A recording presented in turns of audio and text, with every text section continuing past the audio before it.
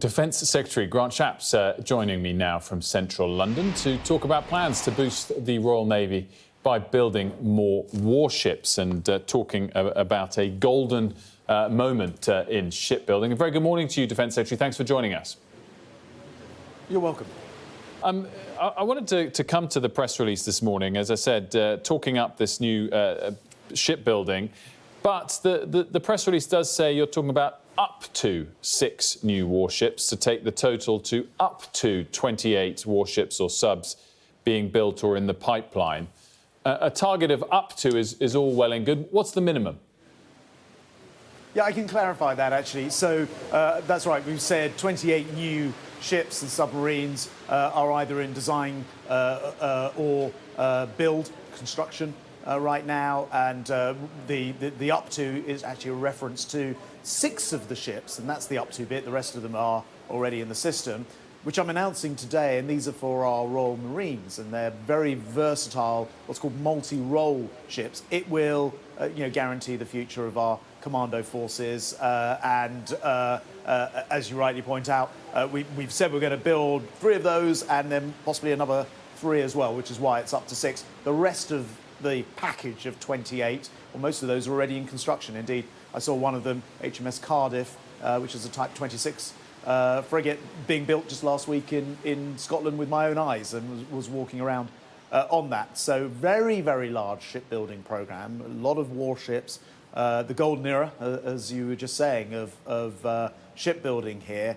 All possible because just last month we agreed as a government to spend 2.5% of our GDP, our gross domestic product, on our defence sector, because we think it's very, very important to make sure that those who would seek to do us harm are put off, that they are dissuaded because they can see that we're serious about our defence. I wanted to talk about that pledge on GDP spend, and it was something that the Prime Minister made a big point on yesterday, and was arguing that it differs from Labour's pledge. Labour's pledge is 2.5% when economic conditions allow. Yours is 2.5% by 2030. There's not that much difference between those two pledges as things stand, but when you add the context of the Conservative government of the last 14 years that you've been a part of, I think the difference evaporates.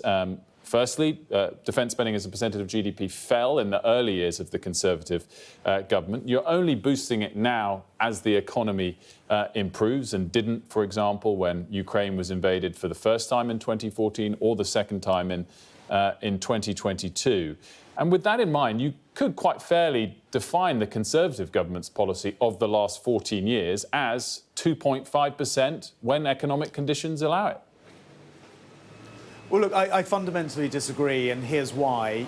We've actually not only said we'll get to that 2.5%, we set out a timeline, as you say, during the next Parliament, but we've also said how we would go about largely funding this, and that's by reducing the size of the civil service, which is much bigger than it was before COVID. We want to get it back down to the size it was before and use that money to spend on defence. So we've set out a plan to do it as well. You can't wish your way to more defence spending. You have to set out the plans and do it, and that's why our plans now are fundamentally different to Labour. And I have to say, as Defence Secretary, with everything that I know in this role, that I think that the Labour position presents a danger to this country, because it will send a signal to our adversaries that we're not serious about our defence if we won't set out that timetable. You're right about earlier times and defence spending being lower, but that's because we were living in very different times. If you think about 14 years ago, China didn't present the threat it does now.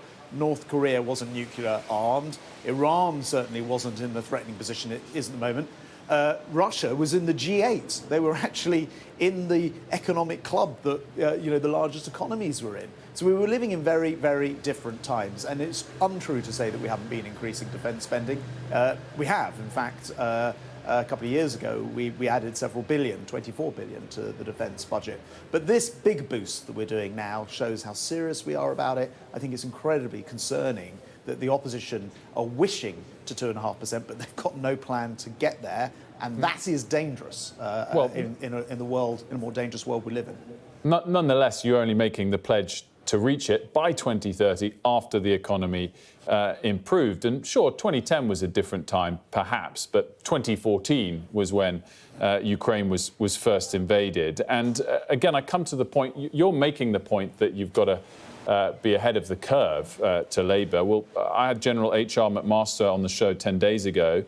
He said it broke his heart to see the degree with which the UK have reduced their capacity for the armed forces, and that the UK would struggle to sustain operations in a sufficient scale to fight and win.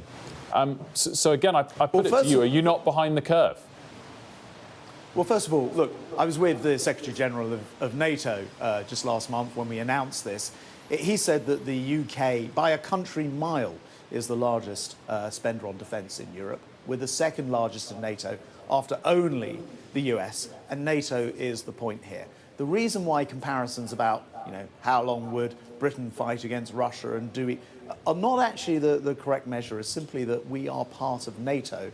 There's an article called Article 5 that says that if one NATO country is attacked, all 32 are effectively attacked, and all 31 other countries would therefore have to come to our defence. That means we outgun in every respect Russia, for example, many, many times over.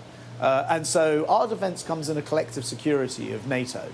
And as part of NATO, at 2.5%, we are by far and away the biggest spender in Europe.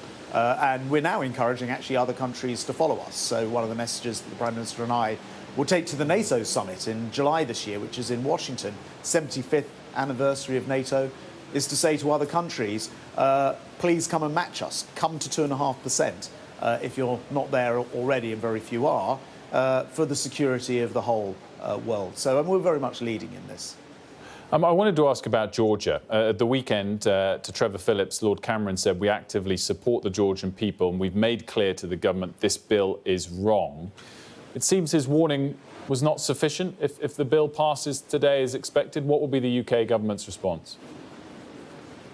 Well, look, this is, for those who haven't been tracking this, Russian interference in Georgia, just in the same way as we've seen Russia, in a more aggressive way, of course, go into Ukraine.